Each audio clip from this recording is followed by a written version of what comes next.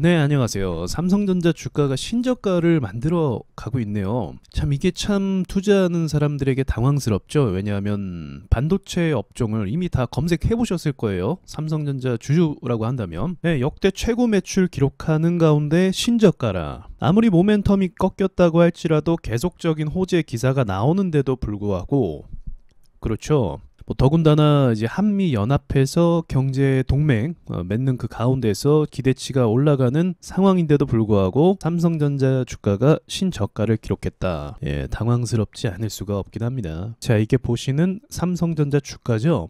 보다시피 계속적으로 매수세가 전혀 안 들어오고 있어요. 실적 측면을 볼까요? 네, 계속 우상향하면서 매출액은 사상 최고치를 달성하고 있고, 2017년도 때가 가장 호황이었어요. 이때의 매출 부분을, 영업이익이 이때에 거의 도달하고 있는 상황입니다. 어떻게 보면 지금 인플레이션이다, 원자재 가격 인상이다, 러시아 우크라이나 전쟁이다, 이런 상황 속에서 1분기, 2분기 실적이 매우 양호하게 나왔다는 것 자체가 좋은 거거든요. 대단한 거고. 네, 그럼에도 주가는 반영을 하지 못하고 있다. 그럼 이 이유에 대해서 궁금하죠. 도대체 왜 이런 호재가 많은데 주가는 꺾이는 걸까? 여기서 여러분이 하나 이제 배워 가시는 게 있는데, 그건 바로 투심이라고 할 수가 있습니다.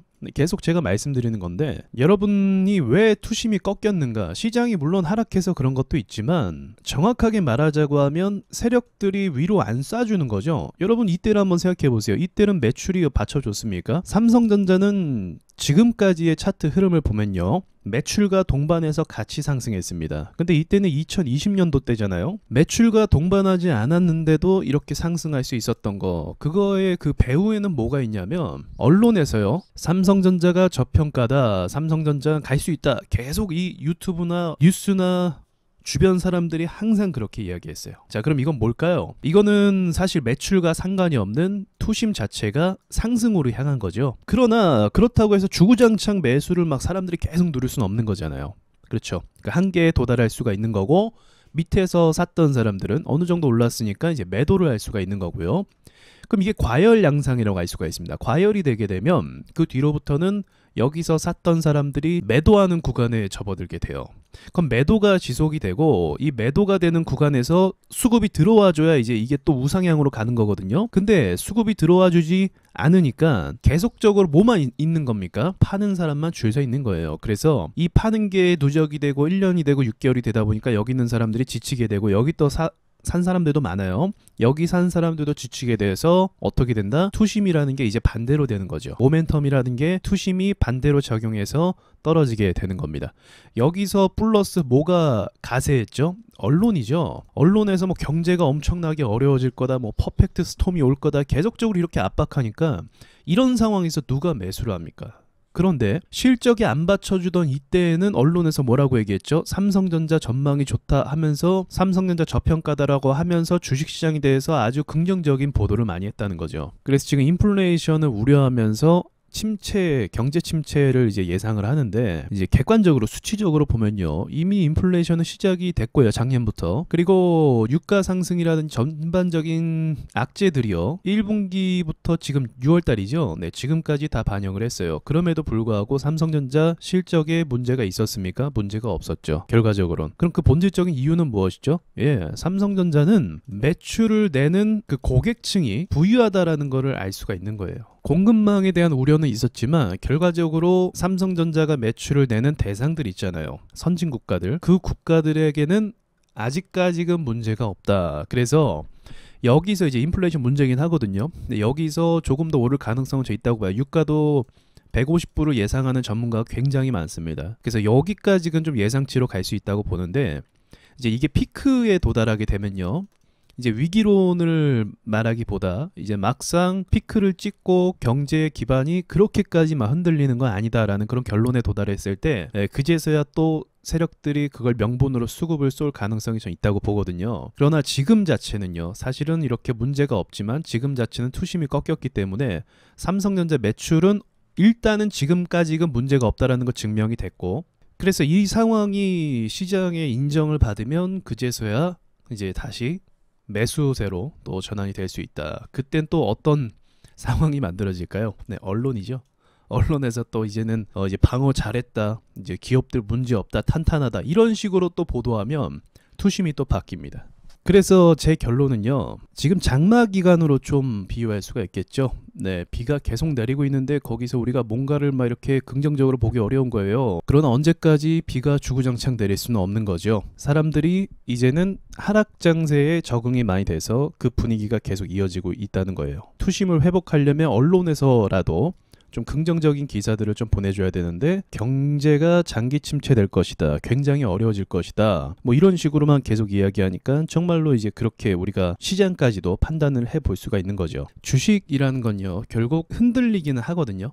막 흔들리긴 하는데 결국 그 핵심은 실적이에요. 이 실적이 받쳐주면 흔들리기는 해도 제자리로 오는 경향이 있습니다. 만약 삼전 실적이 좋지 않다고 한다면 여기서 바닥을 어디까지 갈지 모르는 그런 예상하기 어려운 구간에 돌입할 수가 있겠지만, 일단 실적이 지금 우크라이나 사태나 인플레이션이나 이런 것들을 다 극복하면서 오히려 호실적을 내고 있단 말이에요. 그럼 앞으로의 어떤 인플레이션이나 문제가 생겨도 방어할 가능성이 높다라고 일단은 평가할 수 있겠죠. 그리고 제가 말씀드렸던 것처럼 이제 지금 분기까지, 2분기까지는 좀 빡세긴 한데 3분기 정도까지 가면 올해 말 안에 인플레이션이 좀 잡힐 가능성이 높다라고 또 견해를 많이 비추고 있거든요. 그런 걸 좀 고려해 봤을 때 언론의 분위기가 바뀔 가능성도 3분기 때는 있다, 그렇게 좀 보고 있습니다. 삼성전자는 역사적으로 계속 실적을 반영해서 나름 정직하게 주가가 움직였던 차트예요. 그런데 여기서 이때만큼은 실적을 반영하지 않고 단순히 언론과 투심으로만 오른 부분이 있습니다. 그래서 여기 있는 매물대가 이제 쏟아내면서 지금 비관적이잖아요.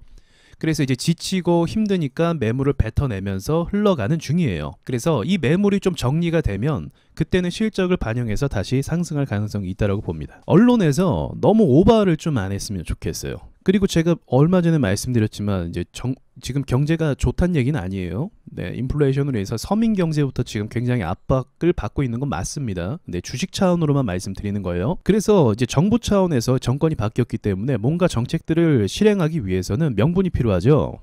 돈을 써야 돼요, 결과적으로. 그럼 그 돈들을 이제 투입하고 쓰기 위해서 경제가 좋다고 하면 어떻게 되겠습니까? 그럼 전 정부의 실적을 인정해 주는 거잖아요. 그렇죠. 그러니까 안 좋다고 얘기해야 자신들이 원하는 방향으로 이끌어갈 수 있지 않겠습니까? 그래서 그런 부분까지도 작용이 됐다, 그렇게 저는 생각을 하고요. 그 외에도 이제 일단은 당장에 이러한 현실이 있긴 하지만 앞으로의 좀 먼 미래를 보자고 하면 미국과의 경제 동맹을 맺었다는 게 굉장히 전 의미가 있다고 생각을 합니다. 왜냐하면 미국이란 나라는 앞으로 빗장을 다 걸어 잠글 거예요. 제가 블록화에 대해서 말씀드렸죠. 이제 미국이란 나라는요, 분명히 딱 선을 그어서 혜택을 주는 나라, 서로 이제 교류한 나라, 그리고 혜택을 전혀 주지 않고 제재하는 나라, 이렇게 딱 선을 그을 가능성이 굉장히 높습니다. 이 말은 또 역으로 보면요, 미국이 이제는 자신들의 반대하는 나라들을 향해서 제재와 압박을 가하면서 자신들의 이득을 챙길 가능성이 높다는 거죠. 왜요? 미국도 지금 코가 석자거든요. 얘네도 돈을 엄청나게 풀어갖고 지금 인플레이션 문제가 심각한 건 맞아요. 그래서 얘네도 어쨌든 서민 경제 살려야 되잖아요. 빈부격차, 뭐 진위계수 이런 게 굉장히 심각한 상황이에요. 그래서 그걸 해소하기 위해서 이제 자국 정책을 굉장히 밀어줄 가능성이 굉장히 높아요. 자국 중심주의 운영을 하겠다는 거죠. 중국도 마찬가지예요. 중국도 이제 내수 경제로 전환을 하겠다 하면서 앞으로 10년 계획 이런 걸 이미 시작을 했습니다. 몇 년 전부터. 대외적인 의존도나 미국의 압력에서 벗어나기 위해서 그런 거죠. 그래서 이제 외환 보유도 계속적으로 줄여나가고 있고 자기들만의 그 금융 인프라를 구축하고 있어요. 그 가운데서 우리나라가 미국의 경제 동맹을 맺었다. 군사 동맹뿐만 아니라, 그러니까 이 혜택을 전 받을 거라고 봐요. 어쨌든 미국은 패권 국가고 지금 당장은 미국을 넘어설 나라가 없어요. 전혀 없습니다. 그래서 이런 부분을 좀 기대해 볼 수 있지 않나. 지금 굉장히 친한국적이죠, 보시면 흐름 자체가.